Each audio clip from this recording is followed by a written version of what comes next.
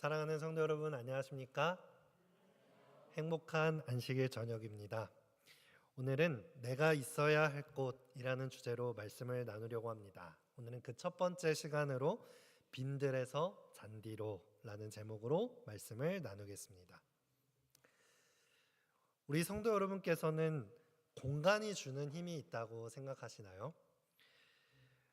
내가 어떤 분위기 또는 어떤 색깔 또 어떤 음악이 있는 곳에 있느냐에 따라서 우리의 기분이 바뀌기도 하고요. 또 많은 학생들은 학습 능률이 오르기도 하죠. 요즘 학생들은 스터디 카페라는 곳에 가서 공부를 많이 하더라고요. 그곳이 어떤 곳인가 했더니 이 예전에 독서실 같은 곳인데 독서실에 들어가면 어떤가요? 뭔가 탁 폐쇄적이고 뭔가 집중이 잘하는 학생들도 있지만 또 그런 환경에서 잘 공부를 못하는 학생들도 많이 있었습니다. 그런데 이 스터디 카페라는 공간은 이렇게 칸막이가 쳐져 있는 독서실 같은 곳도 있고 또 카페처럼 이렇게 개방된 공간이 있어서 자신이 원하는 공간에서 집중할 수 있는 곳에서 공부할 수 있는 그런 환경이 조성된 곳이더라고요. 그만큼 우리 학생들이 집중해서 공부할 수 있는 환경을 만들기 위해서 많은 노력을 하는 것 같습니다. 학생들뿐만이 아니라 우리 어른들도 마찬가지죠. 내가 어떤 공간에서 일을 하고 업무를 하느냐에 따라서 우리의 업무 능력이 많이 달라지기도 한다고 생각합니다.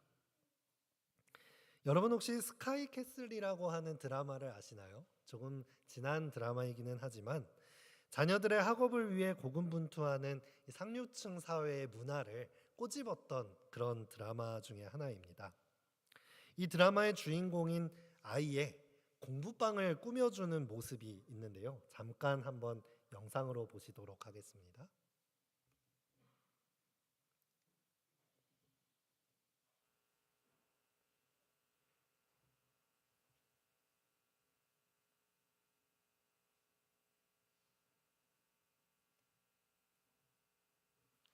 죄송합니다.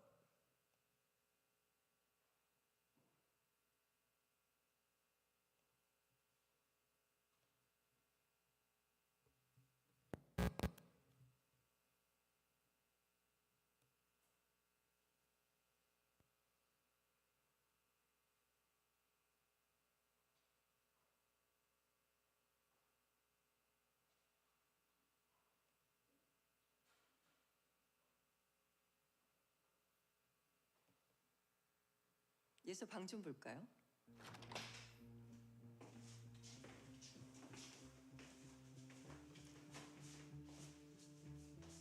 문도 등지지 않고 책상 위치 좋습니다. 문을 등지고 있으면 심리적으로 불안하고 집중력이 떨어진다고 해서요. 메인 책상과 스탠드 책상을 북쪽에 두신 것도 잘하셨습니다. 햇빛이 잘 비추지 않아야 공부할 때 집중력이 좋아지거든요. 예서 여긴 자주 사용하니? 네, 스탠드 책상에서도 집중 안 된다 싶으면 들어가요. 완전 독서실 같거든요. 굿. 어머니 이 방에다 교실에서 쓰는 책걸상 하나 더 넣어주세요. 시험 환경과 비슷한 곳에서 실전처럼 연습해야죠.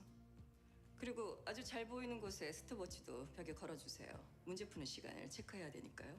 습도는 항상 20도에서 23도를 유지해 주시고요. 이 스탠드는 바꾸셔야겠는데요. 수학, 과학 같은 수리 영역을 공부할 땐 8000 켈빈 정도의 푸른 빛을, 암기 과목은 4000 켈빈 정도의 흰색이, 음악 미술 같은 창조적인 학습에는 2200 켈빈 정도의 붉은 빛이 학습 효과를 극대화할 수 있습니다. 책상의 유리는 당장 치우셔야 합니다. 차가운 유리 때문에 자칫 체온이 떨어지면 다시 원래로 체온을 올리기 위해 에너지가 소모됩니다. 벽에 쓸데없는 건 다 떼시고 몬드리 안에 그림을 걸어주세요. 집중력이 높아지고 뇌운동이 활발해지는데 도움을 주거든요. 네, 어떤가요? 우리 세상 사람들이 정말 이 환경을 조성하는 데에 많은 관심을 갖고 있는 것 같죠? 조명과 습도와 또 뭐 그림까지도 신경을 쓰는 모습을 보여주고 있습니다. 내가 어디에 있느냐, 또 나의 자녀가 어디 있느냐. 그것은 비단 세상의 이야기만은 아니라고 생각합니다. 많은 성도님들이 자신의 자녀를 출산하고 우리 아이가 어디에서 신앙을 하면 좋을까 고민하면서 오랫동안 다니던 교회를 옮기는 경우들도 있게 되지요. 코로나19가 우리 사회를 휩쓸고 경기가 침체되고 있을 때도 호황을 누린 업계가 있다고 합니다. 바로 인테리어 업계였습니다. 사람들이 집콕하는 시간이 많아지자 내가 있는 공간, 집에 대한 관심이 많아지게 된 것이죠. 우리 교회는 어떤가요? 교회들도 공간의 힘을 잘 활용해야 한다고 생각합니다. 우리 교회 리모델링하여 생긴 1층 공간은 어떤가요? 많은 성도님들이 그곳에서 담소를 나누고 또 어린아이들이 그곳에서 공부하고 신앙을 해 나가는 모습이 정말 아름답습니다. 또 우리 교회 본당은 참 늘 단정하게 정돈되어 있고 또 층고가 높은 것이 큰 장점이라고 생각합니다. 답답하지 않고 탁 트인 공간에서 저희들이 이 웅장한 예배를 드리기에 적합한 공간이죠. 또 우리 봉사하신 집사님들을 통해서 우리 아마 이번 안식일에는 우리 교회가 가장 이 가을을 담은 본당이 되지 않을까 생각합니다. 억새와 핑크뮬리까지 이렇게 와 있는 아름다운 꽃꽂이도 우리 본당의 아름다움을 더해주는 데에 또 한 몫을 하고 있다고 생각합니다. 여러분, 환경에는 힘이 있습니다. 우리가 신앙생활을 할 때에도 이 환경이 주는 힘을 우리는 이용할 필요가 있다고 생각합니다. 여러분, 아침에 일어나서 내가 성경 말씀을 읽어야지, 기도를 해야지 결심을 하지만 잘 안 될 때가 있지 않으신가요? 그 이유를 곰곰이 생각해 보면 분명히 알람은 맞췄지만 공간을 움직이지 않았기 때문에 일어나는 일일 수 있습니다. 알람에 눈을 떴지만 어디에 여전히 남아있는 거예요? 침대 속에서 눈을 비비고 있다 보면 다시 잠에 빠져들 때가 있는 것이죠.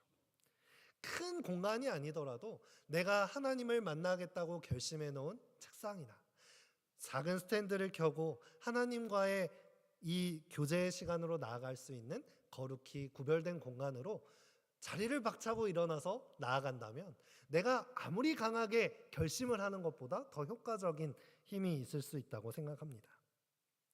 그리스도인으로서 성품을 변화시키고 화를 참고 분을 내는 것을 더디하고 싶은데 자꾸만 짜증이 나고 화가 날 때 다시 한번 허벅지를 찌르고 결심을 하는 것보다는 그 상황 속에서 잠시 벗어나서 천연계로 나아간다면 어떨까요?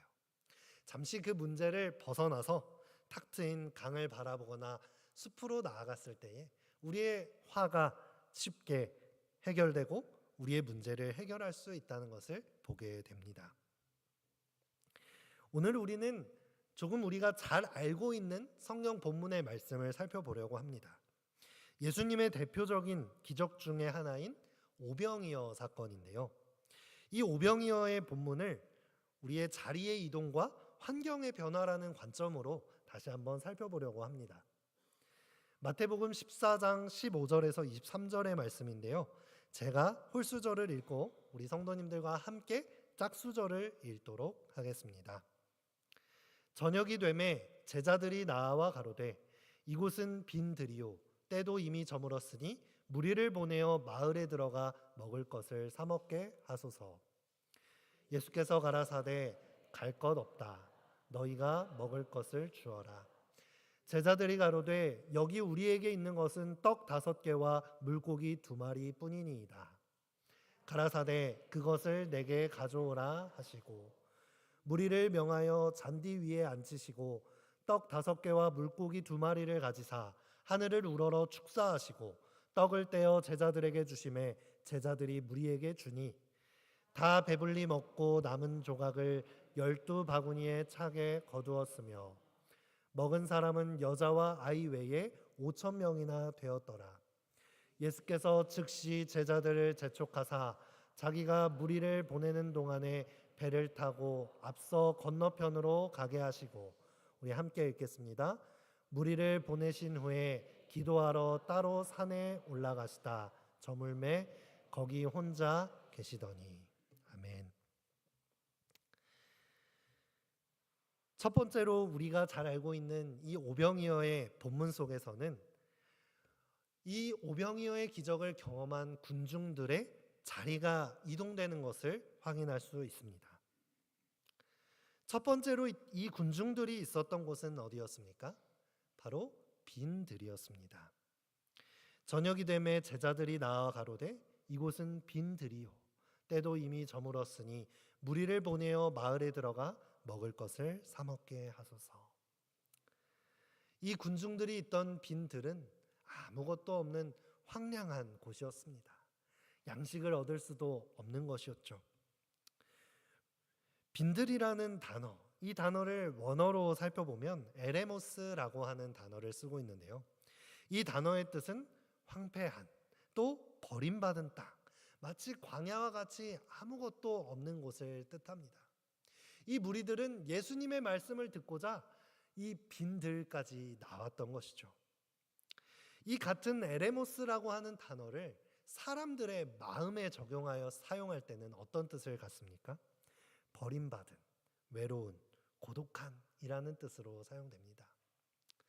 이 본문에 나와 있는 예수님의 말씀을 들어 나온 이 군중들의 마음을 대변하는 단어라고 생각합니다. 그들은 세상을 살아가며 얼마나 외롭고 고독한 이 광야와 같은 황량한 빈들과 같은 세상을 살아갔을까요? 이 군중들이 어떻게 하다가 이 빈들까지 나왔을까요? 이 오병이어 사건을 다루고 있는 마가복음 6장에서는 이 오병이어 사건이 일어나게 된 배경을 더 자세하게 설명해 주고 있습니다. 마가복음 6장 31절로 32절의 말씀입니다. 예수님과 제자들은 매우 피곤한 상태에 있었습니다. 예수님께서는 너희는 따로 한적한 곳에 가서 잠깐 쉬어라 하시니 이는 오고 가는 사람이 많아 음식 먹을 겨를도 없음이라. 이에 배를 타고 따로 한적한 곳에 갈새. 예수님과 제자들이 어떤 상황이었습니까?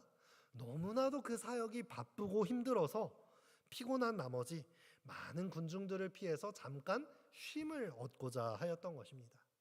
그래서 마침 눈앞에 있던 이 작은 배를 타고 호수 건너편으로 나아가기 위해서 나아갔던 것이죠. 예수님께서는 제자들을 향해서 잠깐 한적한 곳에 쉬어라 라고 말씀을 하였던 것입니다. 그런데 이 예수님과 제자들을 따라오던 군중들이 어떻게 하였습니까? 33절입니다. 그들이 가는 것을 보고 많은 사람이 그들인 줄 안지라. 모든 고을로부터 도보로 그곳에 달려와 그들보다 먼저 갔더라. 자, 배를 타고 호수 가운데로 나아가면서 이 건너편 한적한 곳으로 나아가기로 하였습니다. 그런데 군중들이 얼마나 갈급했던지 예수님과 제자들이 배를 타고 절로 건너간다. 막 달려가지고 그 배보다 더 빠르게 이 호수를 돌아서 예수님과 제자들이 도착할 곳으로 막 달려갔다는 거예요. 여러분 얼마나 피곤한 광경입니까? 쉴 틈을 안 주는 군중들, 쉼을 찾아 한적한 곳을 향해 나아가는 피곤함을 가진 이 예수님과 제자들. 하지만 이 한편으로 생각하면 정말 화도 나고 짜증이 날 만도 한 상황인데 예수님께서는 어떻게 그들을 대하셨을까요? 예수님께서는 성급하게 감정적으로 행동하시거나 그들을 향해 짜증내거나 화를 내지 않으셨습니다. 자신의 쉼을 빼앗겼음에도 불구하고 자신들을 향해 달려오는 군중들의 마음을 살피시는 모습을 보게 됩니다. 마가복음 6장 34절의 말씀입니다. 우리 이 말씀 함께 읽어볼까요? 시작. 예수께서 나오사 큰 무리를 보시고 그 목자 없는 양 같음으로 인하여 불쌍히 여기사 이에 여러 가지로 가르치시더라. 자신의 생업을 다 내버려두고 예수님이 가는 곳이라면 염치불구하고 뛰어서 빈들이를 향해서라도 나아가는 이 군중들의 마음을 살펴보시는 것입니다. 목자 없이 보호받음 없이 방향 없이 죽어가는 이 양들처럼 사랑과 진리에 갈급한 그 백성들, 구원이 필요한 이 사람들에게 자신의 쉼을 포기하시고 말씀을 가르치시고 병을 고쳐주시는 예수님의 모습인 것입니다. 이 군중들이 마주했던 상황은 어떤 모습입니까? 로마의 식민 지배 아래서 어떤 자유가 있었겠습니까? 자신들에게 위로를 주어야 할 종교 권위자들은, 지도자들은 어땠나요? 그들은 정죄를 일삼고 율법을 무기 삼아 그들에게 무거운 짐을 지겨주기에 바빴습니다. 하지만 그들은 예수님을 만나고서 달라졌던 것이에요. 예수님을 통해서 들었던 말씀은 너무나도 달콤하고 그들에게 소망과 위로를 주는 가르침이었던 것입니다. 그들이 예수님께 쉼이 필요한 것을 몰랐을까요? 아니었을 거예요. 예수님과 제자들이 얼마나 피곤한 상황인지 알았을지라도 그들에게는 위로가 필요했던 것입니다. 가물어 메마른 땅에 단비가 필요하듯이 그들의 마음에는 갈급한 심령이 있었던 것입니다. 그런 마음으로 예수님을 향해서 마구 달려갔던 것이죠. 시대소망 365페이지에는 예수님을 만난 이 날을 이렇게 기록합니다. 그들은 제사장들과 관원들에게 아무런 도움도 받지 못하였다. 그러나 그리스도께서 군중들에게 구원의 도를 가르치실 때에는 치유하시는 생명수가 그에서 흘러나왔다. 하나님의 아들의 입술에서 흘러나오는 자비로운 말씀에 귀를 기울였다. 그들에게 있어 그날은 지상 천국과 같이 생각되었으므로 그들은 식사 시간이 얼마나 오래 지났는지도 까맣게 잊고 있었다. 얼마나 행복한 하루였을까요? 얼마나 완벽한 예배가 드려졌을까요? 얼마나 달콤한 쉼과 위로가 그들에게 가득했을까요? 얼마나 즐거웠길래 밥 먹는 시간까지도 잃어버렸을까요? 우리 내일 안식일에는 이런 완벽한 예배가 드려졌으면 좋겠습니다. 점심시간을 잊어버릴 정도로 우리가 12시만 넘으면 자꾸 시계를 바라보고 밥 먹을 시간이 됐는데 하는 생각으로 사로잡힐 때가 있지 않습니까? 우리가 예수님을 만나는 시간에 이런 완벽한 평화를 경험하게 되었으면 좋겠습니다. 저는 우리가 살아가는 이 세상도 이 유대인들이 처했던 빈들과 같은 세상이라고 생각합니다. 별반 다를 것이 없지요. 이 세상에 이곳에 희망이 있을까? 또 저곳에 소망이 있을까? 고민하며 이것저것을 선택해 보아도 그곳에는 희망이 있는 것이 아니라 살벌한 경쟁이 가득합니다. 여기에 진짜 행복이 있을까? 나의 정력과 모든 에너지를 쏟아보지만 손에 잡힐 듯 잡히지 않는 허무함을 마주하게 되는 것이 이 빈들과 같은 세상인 것입니다. 저녁이 되어 하루를 마무리하며 뉴스를 틀면 어떤가요? 하루의 고단함이 날아가는 그런 소식들이 들려오나요? 몇 가지 소식들이 전해진 뒤에는 끔찍한 범죄와 사건 사고들에 대한 소식들이 뉴스의 대부분을 이룹니다. 죄악이 가득한 세상, 너무나도 황량하고 고독한 세상임이 느껴집니다. 이 땅이 너무나도 황폐하고 사랑이 식고 식어서 가뭄에 쩍쩍 갈라진 세상처럼 느껴지기도 하는 것 같습니다. 이런 세상에 희망과 단비를 내려줘야 하는 종교계는 어떻습니까? 희망을 발견할 수 없음은 마찬가지인 것 같습니다. 얼마 전 넷플릭스에서 제작한 나는 신이다라고 하는 다큐가 세상의 주목을 받았던 적이 있습니다. 이 내용은 JMS라고 하는 이 정명석 교주가 이끌고 있는 이 사이비 종교의 만행을 고발하는 내용을 담고 있습니다. 그들이 하나님의 이름으로, 종교라는 이름으로 자행한 수많은 범죄와 성폭행들, 그런 것들을 폭로하는 다큐의 내용이었습니다. 이것들을 폭로한 사람이 누구였습니까? JMS를 몸담고 있던 탈퇴한 성도들, 심지어는 그 교단 안에서 목회자나 총재까지 자리에 나갔던 사람들이 이곳을 탈출하여 이들을 고발하는 일을 한 것이었죠. 저도 이 다큐멘터리를 보다가 유의 깊게 듣게 된 것은 이들의 인터뷰 속에 공통된 점이 있었다는 것입니다. 그들이 고발하면서 인터뷰를 하는 동안 하나같이 말하는 것은 자신들이 그 안에 있었을 때는 몰랐다라고 하는 것이었어요.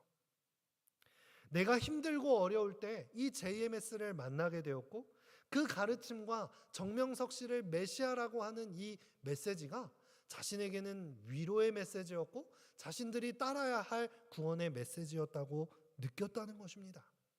그 안에서 이 일어나는 범죄들마저 합리화될 때 그것이 이상함을 못 느꼈다라고 하는 것이에요. 그런데 이 환경을 박차고 나오고 나서야 어떻게 했어요? 그것들의 실체를 알게 되었다는 것입니다. 여러분, 이런 세태를 바라볼 때에 사람이 얼마나 내 주변에 있는 환경과 상황의 힘에 지배당하고 있는지 보게 되는 것이죠. 또 세상은, 사단은 얼마나 우리의 이 나약함을 정확하게 알고 있는지 몰라요.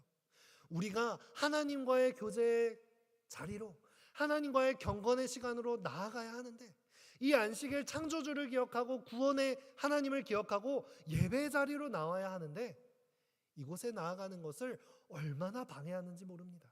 이것을 시간 낭비로 여기며 이 종교에 사용하는 시간을 아주 방해되는 시간으로, 현실적이지 않은 시간으로 바라보게 하는 것이 사단의 무기인 것입니다.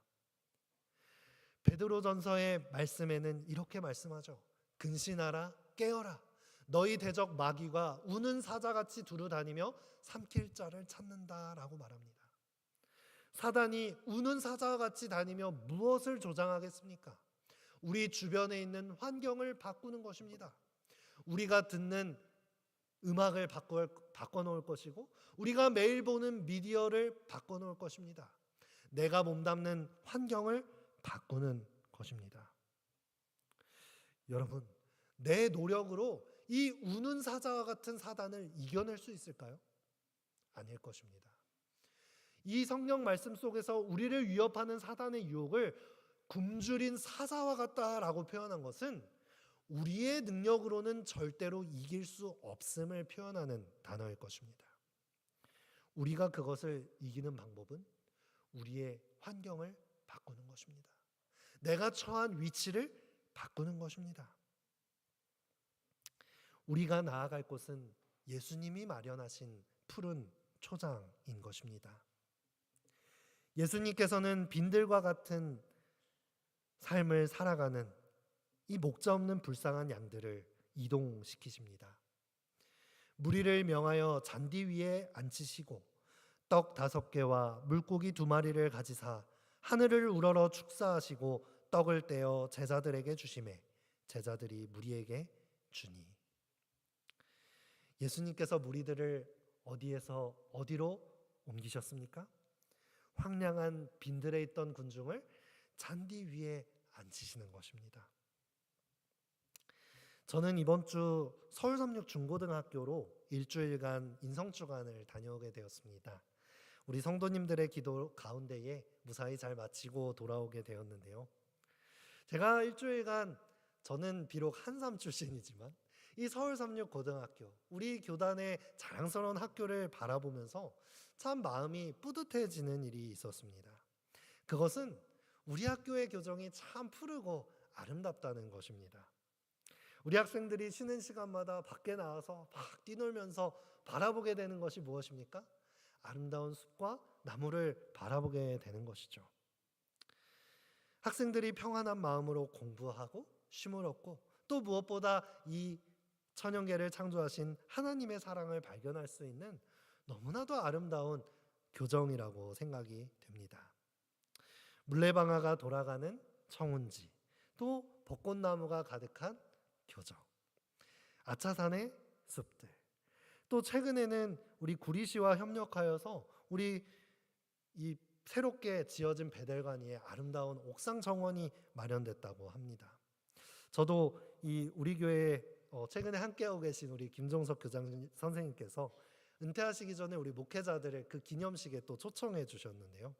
많은 시민들과 또 목회자들과 학부모님들이 오셔서 와, 우리 학교가 이렇게 아름다운 녹지가 조성되어 있구나, 참 자부심을 갖게 되는 시간들이었습니다. 여러분, 하나님께서는 우리를 빈들과 같은 세상을 살아가는 곳에서 그대로 두지 아니하시고 하나님을 만날 수 있는 푸른 초장으로 우리를 인도하시는 것입니다.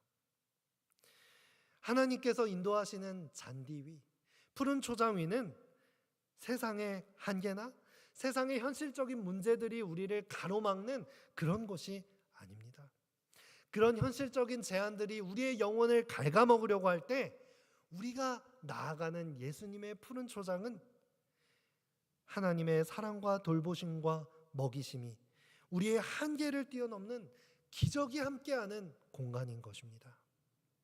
하나님께서는 우리의 환경을 바꿔주시는 것입니다. 우리가 너무나도 사랑하는 시편이지요.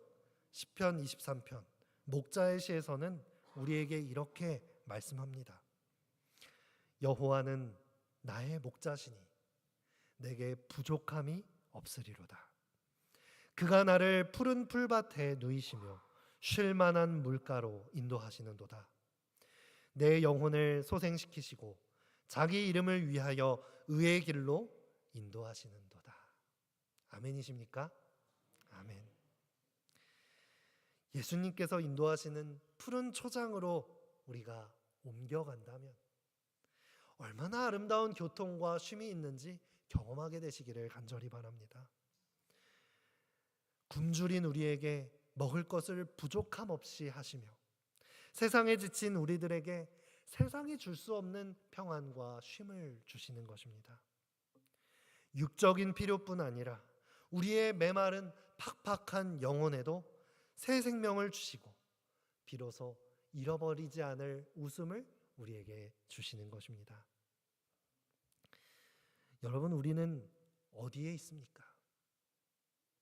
지금 우리의 삶과 우리의 마음과 생각이 어디에 있으십니까?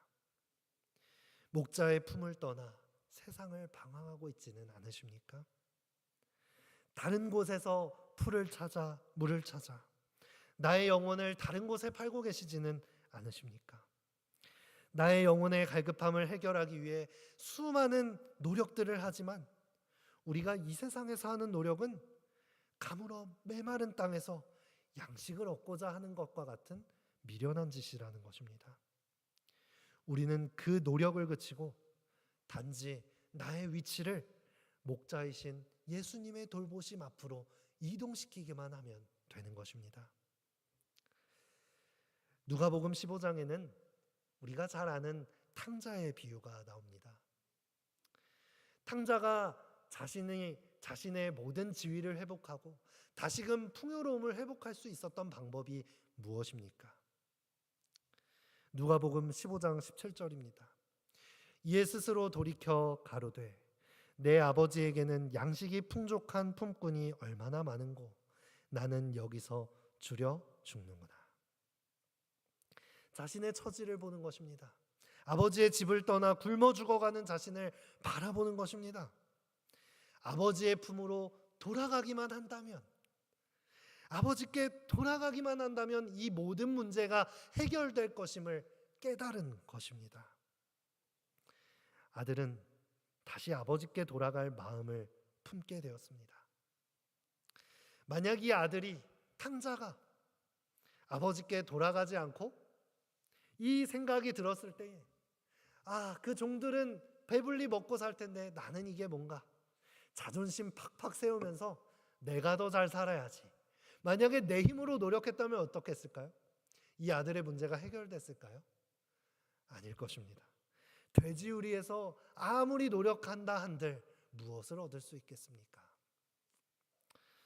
하지만 이 아들은 돌이켜 몸을 일으켜서 자신을 기다리시는 아버지의 품으로 몸을 돌이켜 달려가기 시작합니다. 다시 아버지께로 돌아갔을 때에 아버지께서는 아무 조건 없이 다시 아들의 지위를 회복시키시고 우리에게 깨끗한 옷을 입히시며 다시는 굶주리지 않을 양식으로 우리를 먹이시는 것입니다. 사랑하는 성도 여러분, 우리가 용기 내어 결단하여 아버지의 품으로 돌아가시게 되시기를 간절히 바랍니다. 때로는 나의 죄를 바라보고 더러움을 바라보면서 하나님께 돌아가기를 주저하지 않으십니까? 세상에 미련을 두고 이 세상에 무언가 해답과 방법이 있을 것이라 생각하며 끊임없이 세상을 주목하지 않으십니까? 이 시간 다시금 돌이켜 하나님의 푸른 초장으로 인도하심을 받게 되시기를 바랍니다. 사랑하는 성도 여러분, 우리는 오병이어 사건을 보면서 무엇에 집중하시나요? 많은 그리스도인들이 단지 이 모습을 바라보면서 그 기적에만 초점을 둡니다. 하나님을 믿으면서 마치 이 오병이어를 경험했던 것처럼, 마치 로또 맞는 것처럼 이런 기적을 맛보기를 기도할 때가 많이 있습니다. 하지만 여러분, 우리가 이것을 통해서 바라보아야 할 것은 어떤 기적이 아닙니다. 군중들이 기적을 경험하기 전에 했던 것은 바로 자리 이동이었습니다. 자신의 빈들과 같은 이 심령을 가지고, 갈급함을 가지고 예수님께 달려왔던 것입니다. 예수님께서는 그 빈들과 같은 인생에 푸른 초장으로 옮겨주시고 그곳에서의 달콤한 기적을 맛보게 하신 것이죠. 우리들은 예수님의 말씀에 순종하여 우리를 기다리시고 계시는 목자이신 하나님께 달려나가야 하는 것입니다. 더 이상 빈들에 안주하지 않고 푸른 초장 위로 자리를 이동해야 하는 것입니다. 모든 것이 마련되었습니다. 내가 그것에 가지 않으면 오병이어도 없는 것이죠. 우리가 있어야 할 곳, 예수님이 마련하신, 우리를 생명을 바쳐 마련하신 그 푸른 초장으로 나아가서 세상이 주는 달콤함이 아니라 하나님께서 주시는 놀라우신 은혜와 보호하심을 경험하게 되시기를 바라면서 오늘 말씀을